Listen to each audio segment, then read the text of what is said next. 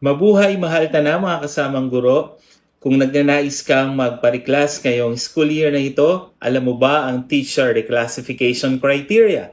So narito ang mga criteria na dapat mong malaman kung nais mong magpa-reclass. Una, education. Ito ay may weight na 10 points. Training, mayroon din itong weight na 10 points. Experience, 10 points din. Ang inyong performance, ang inyong IPCRF, yung pinaka-latest yung IPCRF, may weight ito na 30 points. Ang inyong COI assessment, measured through demonstration teaching or classroom observation.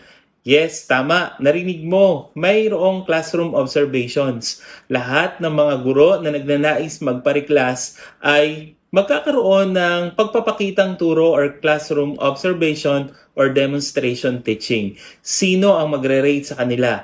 Ang mga assessors or qualified assessors ang bahala na mag-observe ng klase at magbigay ng kanilang mga rating. Tandaan, ang pag-observe ay para rin lamang yung ating formal classroom observations na gumagamit tayo ng mga classroom observation tools. Huwag kakabahan sapagkat alam ko na kayang-kaya nyo na at sanay na kayo dito.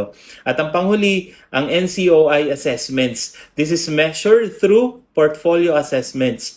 Tama kayo. Yung inyong mga portfolio